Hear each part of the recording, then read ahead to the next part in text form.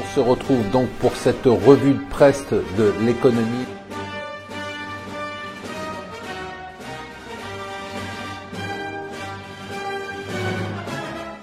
Bonjour et bienvenue sur Mon Financier pour la revue de presse de l'Écho. Nous sommes le mercredi 30 août. Alors hier, beaucoup d'agitation sur le marché. On a eu d'abord une chute brutale des marchés, hausse de l'or, hausse de l'euro, baisse du dollar sur l'envoi de missiles par la Corée du Nord, la réponse de Donald Trump qui a dit que toutes les options étaient sur la table. Ce matin, le fou de Corée qui dit que c'était simplement un prélude. Malgré ça, les marchés ont l'air de remonter et de se stabiliser un peu.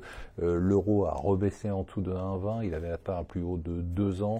L'or a baissé un tout petit peu et les marchés ont rebondi. On va voir comment tout ça va se passer, mais il y a beaucoup de nervosité en ce moment sur les marchés, beaucoup de nervosité aussi du côté de la Grande-Bretagne. C'est quand même fascinant, on n'y comprend absolument plus rien au Brexit. Là, en ce moment, il y a donc vous le savez probablement pas, c'est pas très passionnant parce qu'il ne se passera rien. Il y a le 3e round des négociations sur le Brexit et Jean-Claude Juncker, le président de la Commission européenne, a été simple. Il dit que tout ce qu'a apporté la Grande-Bretagne n'est pas satisfaisant. Il faut repartir à zéro. En fait, la Grande-Bretagne ne sait plus du tout sur quel pied danser. Entre les travaillistes qui disent on veut un statu quo, on veut rester dans le marché commun, les eurosceptiques qui eux veulent un hard Brexit, mais ça c'est terminé. Et Theresa May qui essaye d'obtenir de l'Union européenne un soft Brexit. On parle plus que de la période de transition. Est-ce qu'elle sera de 3 ans, de 5 ans, de 4 ans après les 2 ans de négociation? En tout cas, c'est le flou le plus total, ce qui est quand même assez compliqué. Alors la bonne nouvelle, c'est qu'aujourd'hui Bruno Le Maire va aller devant le MEDEF et qui va donc donner les indications sur le programme de la baisse des taux, une baisse des taux qui devrait donc atteindre 25% d'ici 2022 de façon graduelle. Je parle de l'impôt sur les sociétés, bien sûr.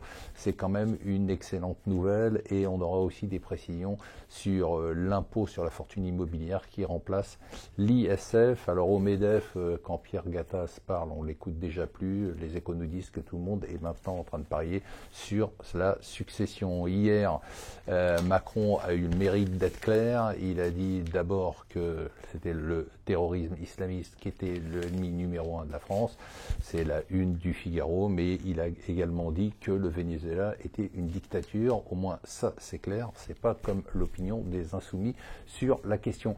Voilà, restez avec nous sur Mon Financier, je vous souhaite une très bonne journée.